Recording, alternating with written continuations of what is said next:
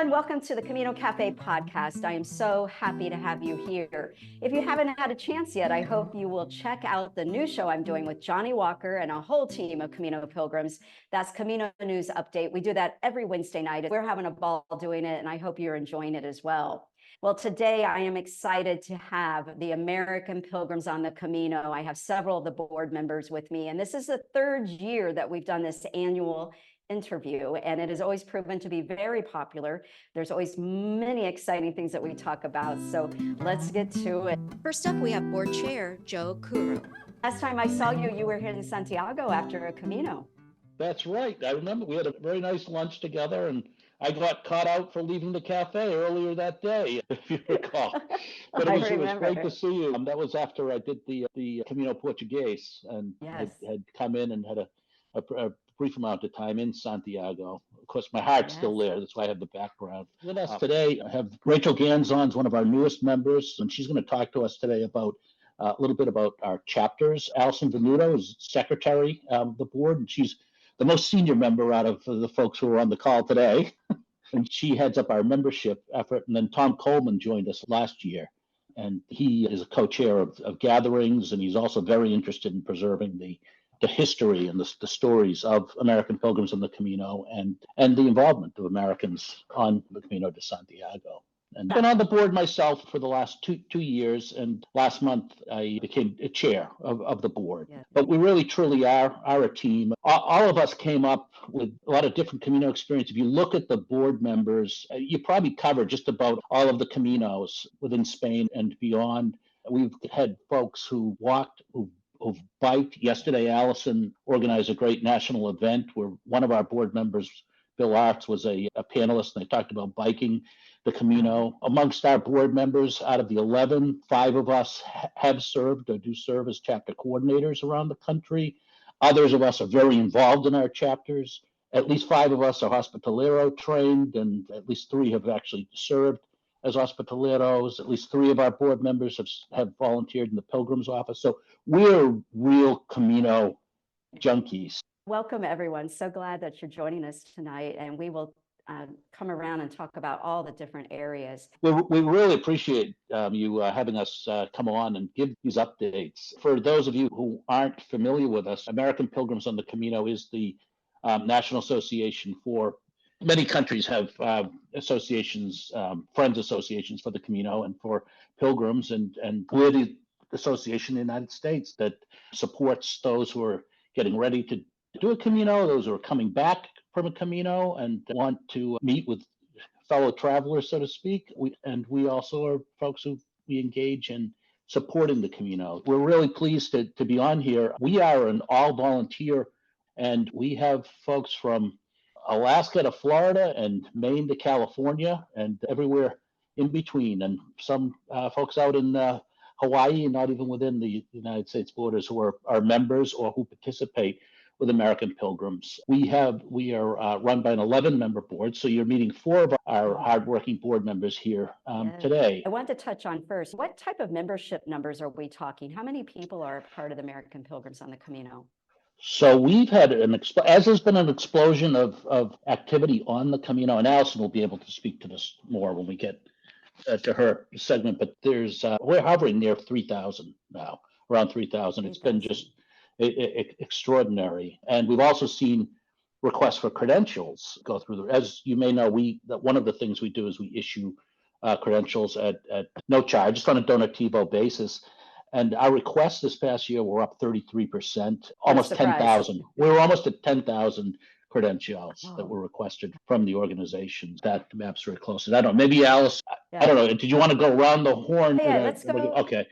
Yeah, let's go around. But I wanted to say, Joe, what's your local chapter, just so people are aware of the area? Yeah.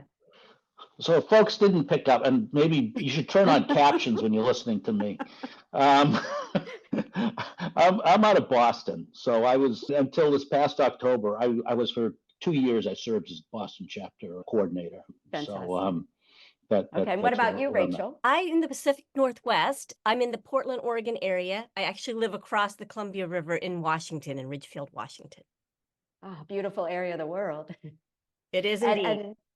And have you walked a Camino recently in the last couple of years? 2017 was when I walked, and I did the Yeah, Camino okay. Francés. I'm one of those Beautiful. working people that does not have time to do the entire 500 miles, but I Yes. really wanted to do a portion of it. And so I just took that opportunity when I had it to do the first part. Yes, fantastic. I think you're in the same boat with a lot of people, right? And I don't know, I always try to stress here, it doesn't really matter how many kilometers you do. I think it's all about the intention that you put into your walk, no matter what route, no matter how far you go. And what about you, Allison? I am in the Dallas area, and my husband and I walked the Norte in 2018. We were supposed to walk the Komodo Kodo in 2020, and that did not happen.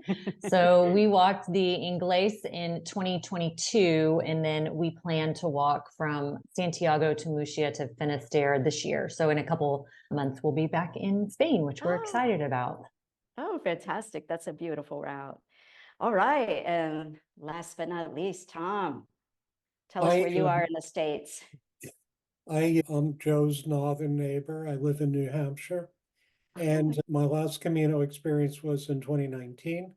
I walked the Portuguese from Porto and then onward to Finisterre and Murcia. And looking forward, I will be returning this year. We sponsor a cultural trip and we'll be going to La Rioja with a group of what we see as ambassadors from American Pilgrims. And hopefully I'll get some Camino time when I'm over there. Now that you brought that up, I wanted to say I've heard such great things about that last cultural trip that you guys did. So does anybody want to speak to that and then about this next one that's coming up? Or is there still a chance for people to sign up for the next one? No, already sold out. Yeah, unfortunately, it sold out quite quickly. And it really is, both our external relations committee and our cultural committee do a superb job. And we were really gratified by the hospitality we were showed in Nevada. Unfortunately, I wasn't able to attend that trip, but I'm really looking forward to this year. And it is an association to association exchange. It truly is a cultural exchange. It's well beyond a travel, a tour or anything like that. It is a Camino exchange, and we're very grateful to our Spanish counterparts. And I'll just add as a footnote, Lee, that actually some of the representatives from the Nevada Association will be joining us at the gathering this year. Oh, too. how So exciting. we continue those relationships. Fantastic. The gathering was the next topic I was going to bring up, but I wanted to say to start off with, it looks like when you put out a notice about an offering, people better sign up quickly because things are selling out. The gathering is sold out for this year in San Antonio already. And do any of you want to speak to what folks that are going, if they're going to be hearing this show, what can they look forward to doing and seeing and meeting while we're there this year? First of all, I just want to say that all of us are very fortunate for Dave Dunsler and his wife, Amy, who are just the consummate gathering planners. And it's been my pleasure, my personal pleasure to work with them on the last 3 gatherings. And so we have 300 people who are attending this year. We're doing something differently. We're actually running an albergue of 100 people, and we're really excited about that. And actually, our participants are very excited too. We've had overwhelmingly positive feedback. We weren't sure how it would play in the United States, but it's been really embraced, well received. We have, I think, an outstanding selection of presenters. We have 3 professional music acts, including our own beloved Dan Mullins, and we're looking forward to him. And we're also very honored and privileged to have you, Lee, helping, Thank you. helping to bring out the best pilgrim in each of our attendees. And so thank you for stepping forward to do that. We were also very excited about the 2025 gathering in Vancouver. We're deep into planning on that. We're putting this on with the Canadian companies of pilgrims, and we again will have 300 people. So this is going to be a little bit of a bed rush in Camino terms, because we're going to have 2 two countries going after 300 attendee slots, but we are lining up a truly international panel of speakers. And we already will have speakers from CSJ, from the Dutch Association, Norwegian Association, several associations in Spain, perhaps France. So we're really looking forward to an international celebration. Tom, that sounds like that's going to be a really hot ticket.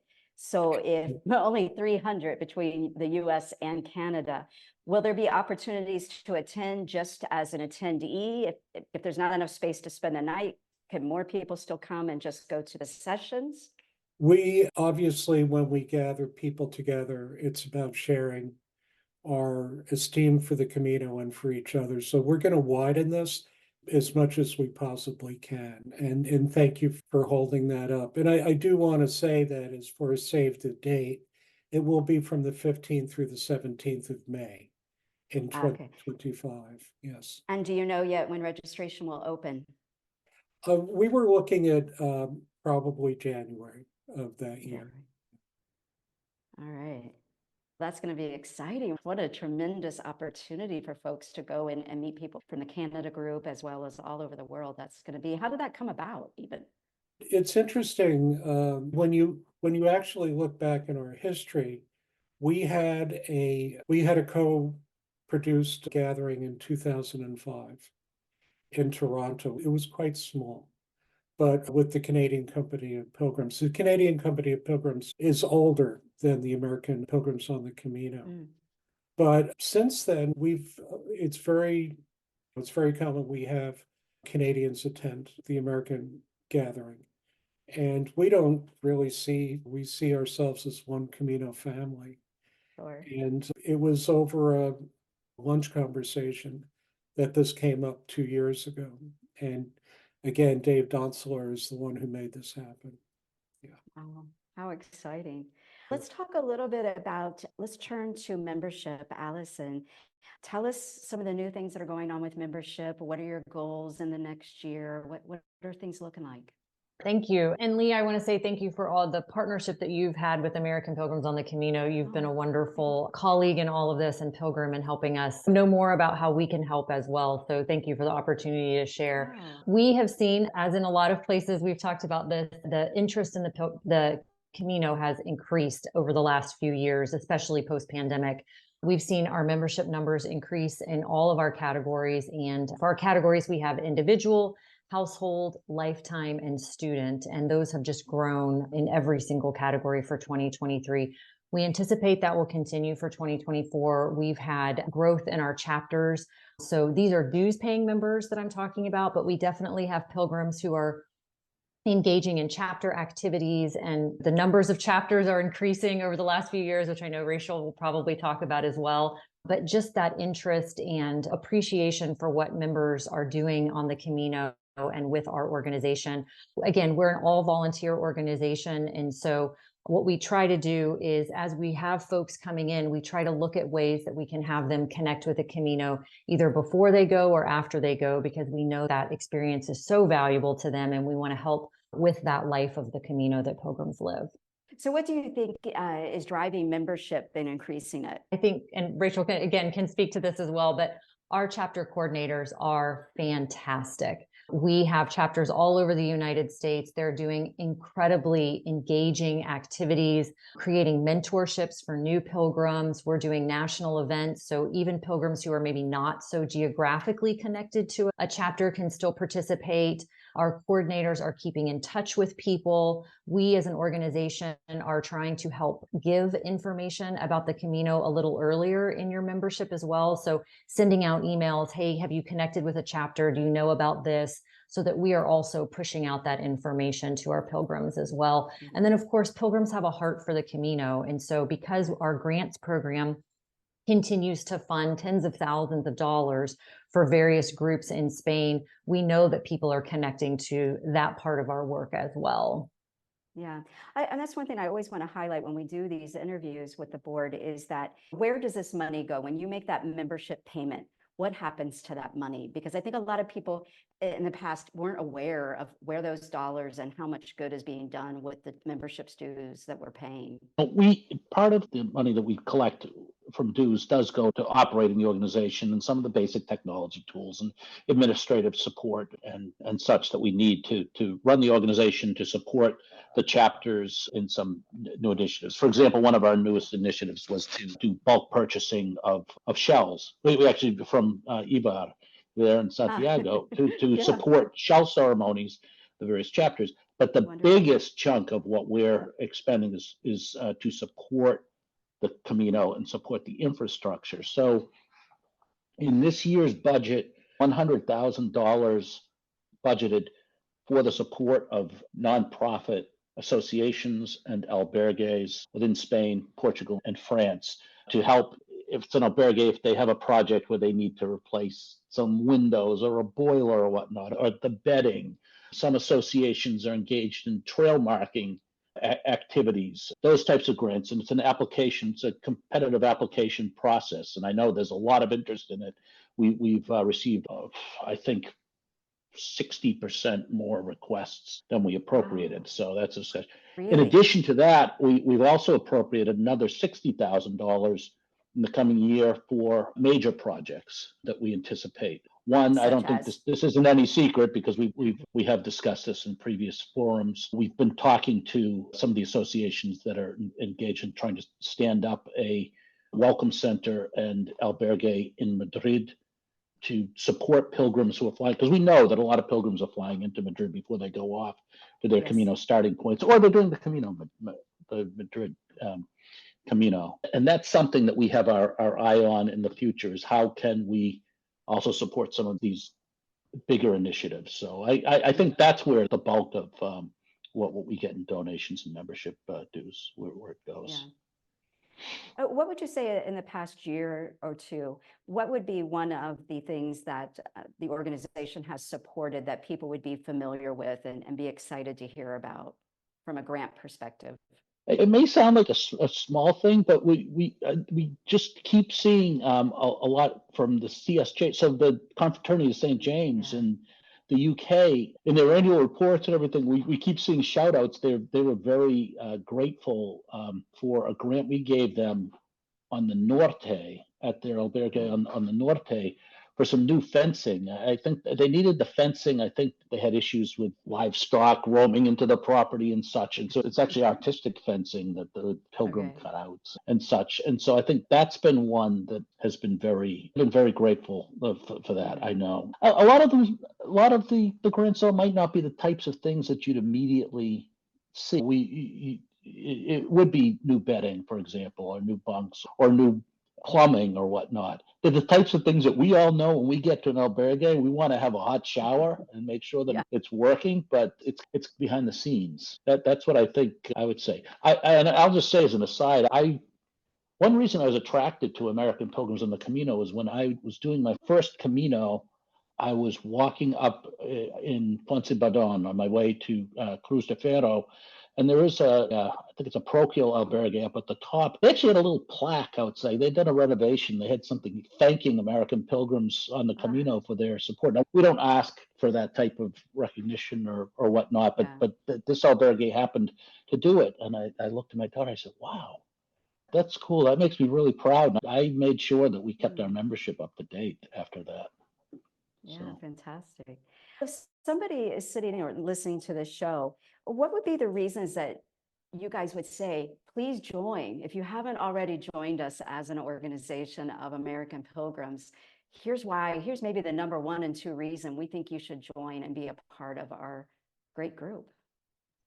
I think one of the things that we always talk about as pilgrims is when you get together with pilgrims, people want to hear your Camino stories, and not everybody, right, in your life always wants to hear your pilgrim stories, because you can tell your pilgrim stories for days.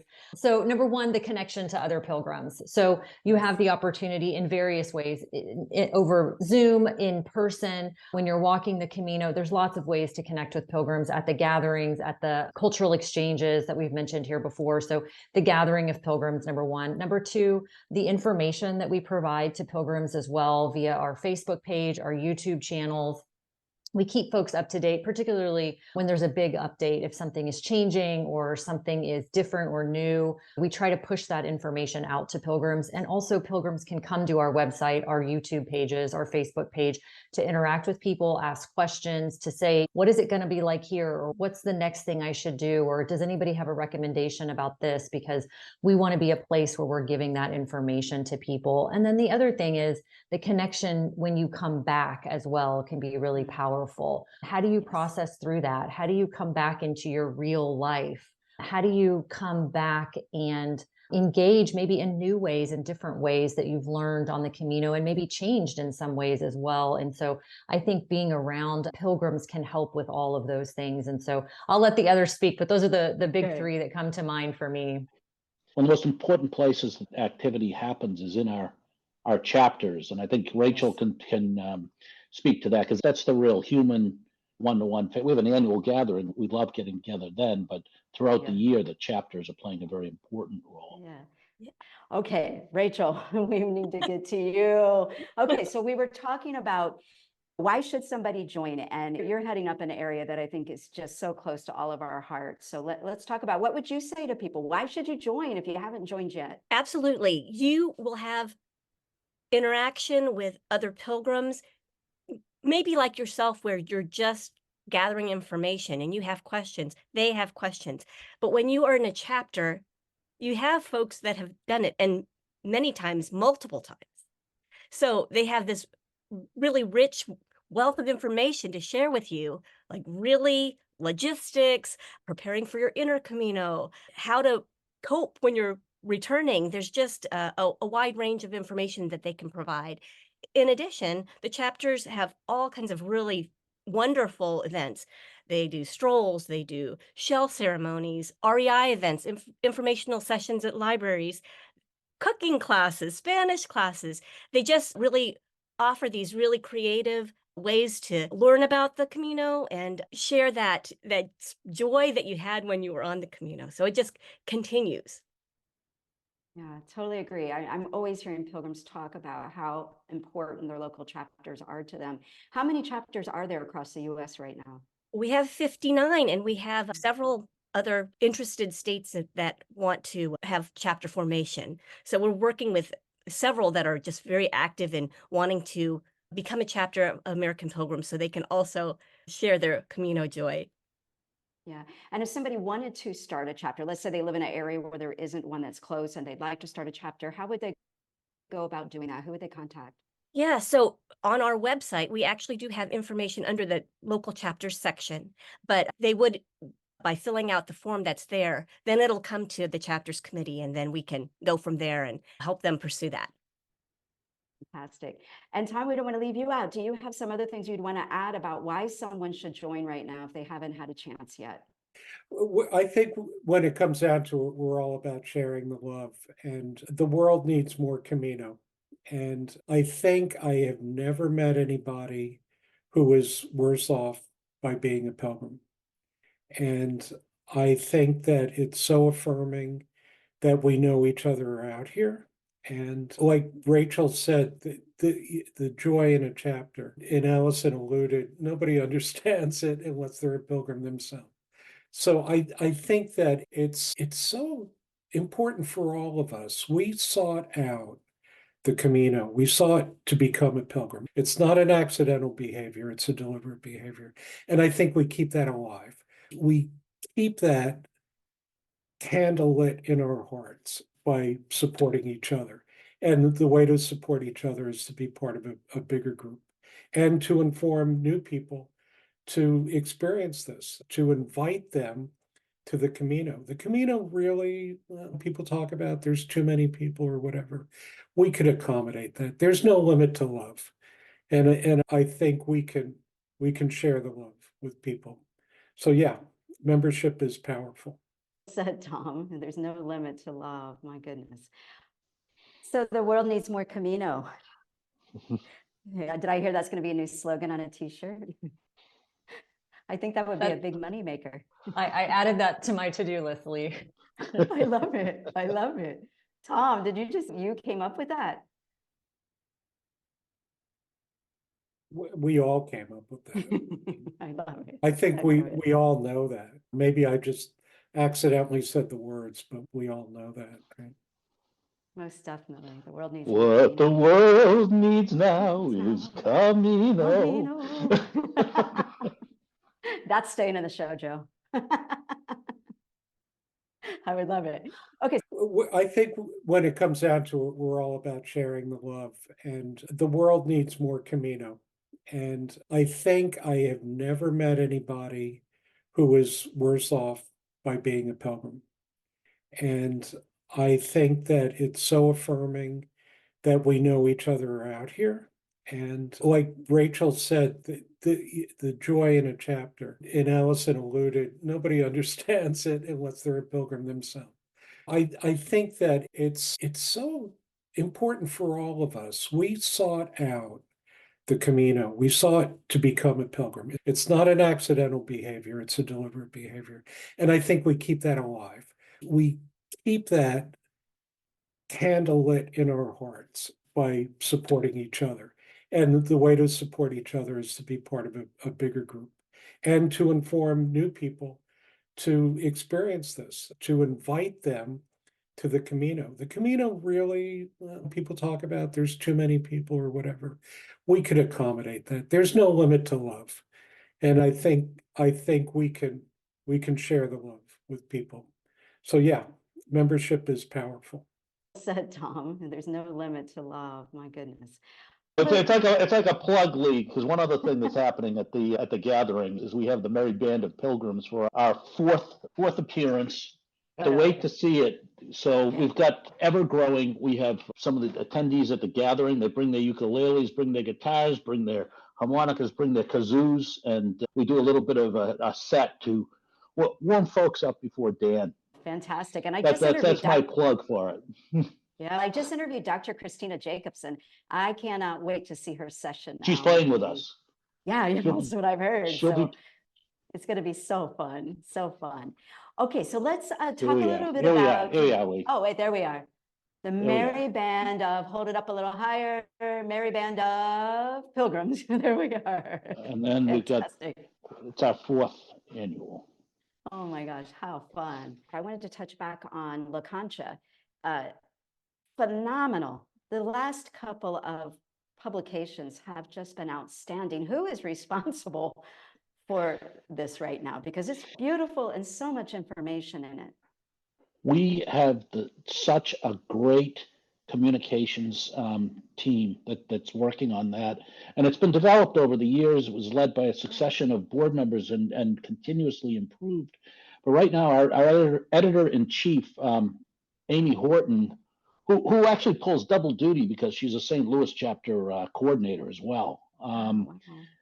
She's a communications professional by profession, and she has really embraced this. And her partner in crime, so to speak, is Francine Mastini, she's Seattle area, so you might have crossed paths. And Francine is also a professional. She's our creative director on the digital magazine.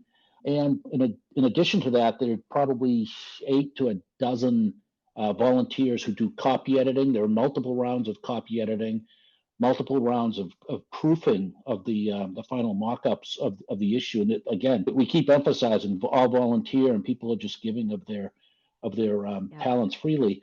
And lastly, I'd be remiss if I didn't note that one of the membership benefits is being able to submit to La Concha. I think you saw this last issue. It was all on the artist's way.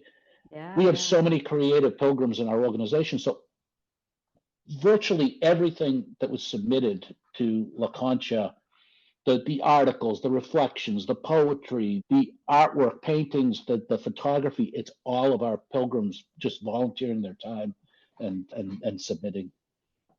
Phenomenal. You know how many newsletters we all get, and this is one that I really look forward to opening up. I mean, it's just truly packed with so much great stuff. This last edition is fantastic. Let's talk a little bit about one of the things I really admire about being a member of American Pilgrims on Camino is the opportunity to give back that we provide. So can we talk a little bit about the ways that we can participate and give back to the Camino? We offer obviously donations. That's one way that folks can give back. We also offer opportunities for different means of volunteering and engaging with those activities. In terms of volunteer opportunities, like Rachel said, we have chapter volunteers. So this could be either a chapter coordinator, this could be in the North Texas chapter, we have some folks who are doing different events. So then they're not necessarily coordinators, but they're leading different events within the chapter. We have folks who are serving as chapter coaches. So they're helping support the chapter coordinators. Obviously, board service is one of the options as well. And we also have volunteers who are going to Europe and serving. So they're serving in the Pilgrim office. They're serving in our Rebedizo welcome service. They're getting trained as hospitaleros here in the US, but then going over to Spain and serving over there. So there's lots of different ways to engage. We also have needs for sometimes one-time volunteers or specific needs. I know one of the things Tom's team is looking for right now are some videographers with some editing experience and things like that. So we often have volunteer needs that are quite specific to different projects that are going on. So folks can give of their gifts to the Pilgrim community as well.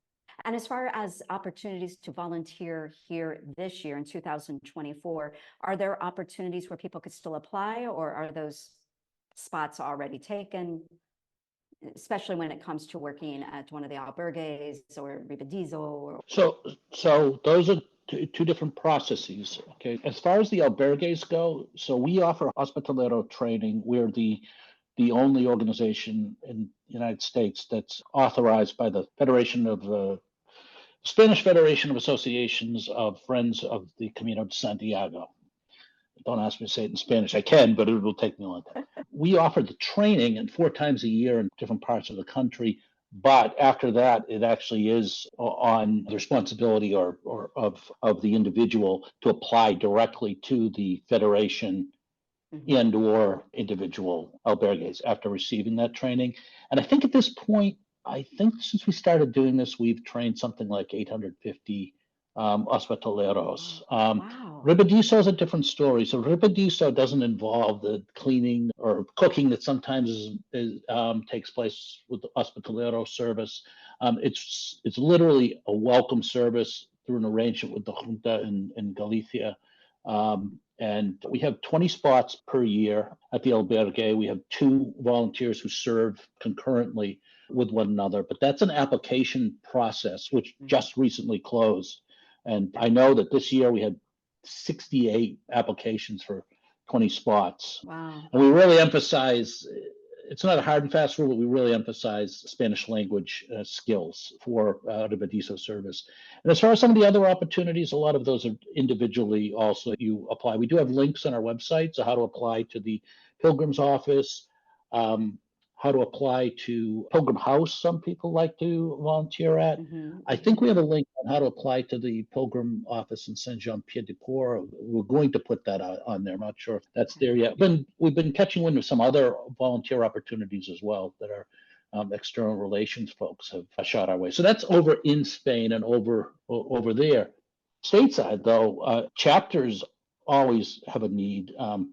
I want to just mention, Allison made reference to chapter coaches, and Rachel, even though she's a brand new board member as of last month, she's no stranger to the organization. She's Portlandia chapter coordinator, and she's been a chapter coach for quite a few years. I wonder if she could just say a few words about what a chapter coach is and some of the things. Yeah, absolutely. I think it was 2020 that some board members that worked with the chapters had asked for some volunteers to help the chapter coordinators. And so it was among other chapter coordinators, and about 6 of us had volunteered. And so our job is to really support the other chapter coordinators, whether it is like just questions about where do I find this information? What do we do when XYZ? How do I get more business cards? How do I get more flyers? Technology, sometimes we have a demographic that's not as tech savvy as some, and we help them figure out their Google Drive or how to get their newsletters out and things like that. But we just help them through the process. And if they have questions about operating, because many of us have been in chapters for many years, we share our wisdom with them. Let's talk a little bit about, if you look at the area that you are leading for each of you, what are some of the dreams that you have? If you're looking bigger vision and looking out over the next couple of years, what would you like to see happen within the organization? So we just met as a board and we adopted a set of goals. In a couple of areas, we're fleshing out some of the specifics, but we have really four big areas that we're concentrating on, and we've laid out for the coming year, and I expect will be carried through further. One is around international outreach, and I think you've heard some examples here today about ways in which we try to reach out to our partners in Spain with the Spanish associations. We also try to have regular check-ins with our counterparts elsewhere, whether it's the Dutch or British or Australian, and we've got a few more in the works. So that's one, is international outreach. Another is around preserving our history and leaving a legacy, which is, and Tom could probably speak more to this, but we're recognizing that we're becoming a much more mature organization now at over 25 years since the first gathering. And a lot of the folks who laid the groundwork for this have gone on, and we don't want to lose the history and the story. Tom's put a lot of work into trying to capture that. We just lost one of our founders a couple months ago, Sandy Lenthal, who hosted the very first gathering, I think, in her living room in Williamsburg, Virginia. Wow. So that's another area we want to really emphasize and take advantage of hearing the stories. You know about stories and the importance that they bring. The third area of the four areas is around expanding our appeal, and that's around expanding our appeal to different demographics. Our demographic does tend to be a bit older and maybe not always as diverse as one might expect, and we want to share that love that Tom is talking about. So we've discussed ways to do that. We have an intern right now from Kansas State who's helping us with some communication strategies, and I know that our communications team is going to dig into that. And then the fourth one is really around organizational sustainability, and that goes again towards being a mature organization, and what are the ways that we can make sure that we are around and that we're able to continue funding the projects in Spain and the grants and supporting pilgrims in the chapters and having a sustained membership base and helping folks to see the value in membership and being part of this community as we go forward. So I don't know if that quite answers your question, but that's from a board perspective. Those are the four areas that we just adopted last weekend when we met in Texas. Wonderful. Yeah, how do you reach some of the younger folks that are out there? What, is there a TikTok yet for American Pilgrims on the Camino? Not yet. Not yet. But that is one of the things we're looking at, is how broadly are we communicating with folks? And so to jump onto what Joe was saying, that's one area. Also looking at folks who are maybe working with students in some ways. We know that there are some incredible educators who are taking groups over, maybe connected to churches, maybe connected with a school. There's various ways to do that, but are there ways that we could help support those groups also, so that those students or those younger folks who are building a life of Camino earlier, how can we help support them as well? So those are just a couple of the examples. Yeah, a good idea. What about the rest of you? Are there any goals or, a vision that maybe how the organization continues to evolve? Any dreams that you have? Lee, just to draft on something that Joe said earlier, we are maturing as an organization, and obviously we're in the United States. We're not on the Camino. We're not in Europe. But it looks like in our maturity, we're actually developing what you could term a diplomatic relationship with some of our other associations, and we embrace that because that is our reach. That is our embrace over the ocean, right? And so one of the things that we're very hopeful that we've engaged in is John Brierley actually reached out to the American Pilgrims on the Camino shortly before his passing. And I was fortunate enough to meet with him and several other people.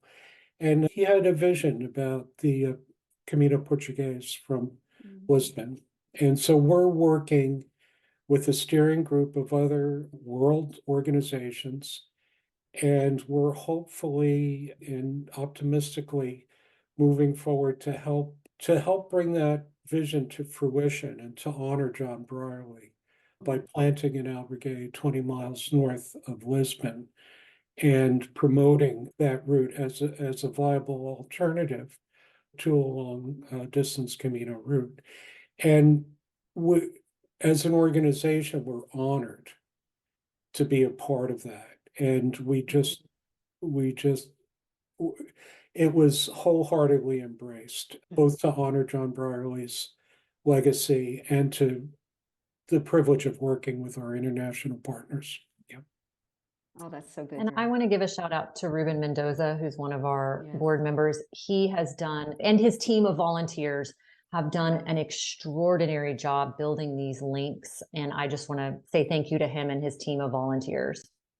Yeah. When you say links, Allison, elaborate on what you're talking about with Ruben in case someone doesn't know the things that he does. Sure. Just to continue what Tom was saying with setting up regular meetings with other like groups so that we have better connections. We're not, who is this person or who is this, or what do they do? And how can we maybe come together, like Tom was saying, and support some projects or support some pilgrims in ways that we've not talked about, or are they doing activities in a different country that maybe we need to look at here? And so I think any time that we're able to link in those ways makes pilgrims have better opportunities to walk. Yeah, And fantastic. Just Rachel. If I can, I'm sorry, I just want to draft in there.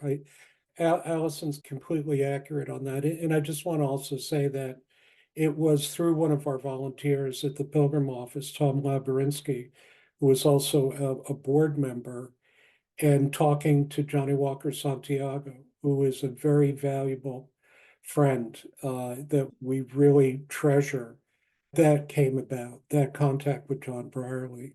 So it's working. And really want to hold up Johnny Walker Santiago for his good offices. He's the one who brought that group together. Yes, fantastic. All right, so to close this up, if somebody is listening to this interview, we are 5 pilgrims sitting here who obviously care very much about the Camino and about the experiences that we've all had. If somebody's listening or watching tonight, what would you say to encourage them to walk that very first Camino? Why don't we defer to Rachel, because I know she had a few things in her mind too, and maybe she can weave it together. Yeah. My thought was that I just want to touch on that question about dreams. And one of my dreams is that everybody in the US will associate Camino de Santiago. Oh, that would be American Pilgrims. Because we can share what we know about what to expect and how valuable and transformative a pilgrimage is, and to not be afraid because there are many pilgrims here to help. Anyone want to add to that? When I think of us, I think I heard, and I think a lot of us probably heard this, is an African proverb that says, if you want to go fast, walk alone. If you want to go far, walk together. And I think that we're here to walk together with pilgrims and to support them throughout their journey. We all know how meaningful this experience has been in our lives. And I think we want to bring that to pilgrims throughout the United States and also in conjunction with our partners around the world. And we know that walking together, we will go far.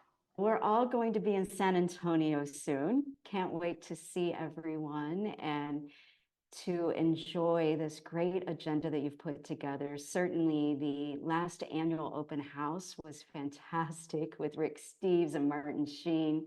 That just really got me excited about coming to this year's gathering. So I cannot wait to be there and be with over 300 American pilgrims. Is that right, Tom? Over 300 will be there.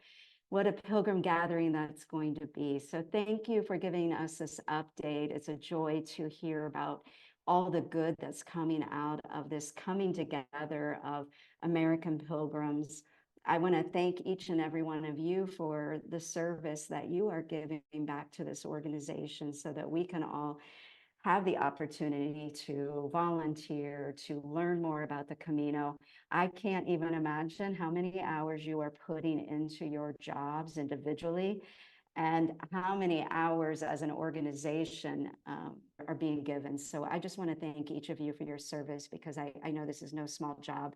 You guys have very full lives, and you also want to walk more Caminos. So thank you for serving in this way and giving back so that more pilgrims can realize the benefit of walking a pilgrimage on the Camino de Santiago. So thank you so much. Thank you for your service to the pilgrim community, Lee. Thank you. Oh, you're very Thank you welcome. for having You're us. very welcome. Yeah, thanks for having It's us. a joy. Yeah, it has been my joy to have you here tonight.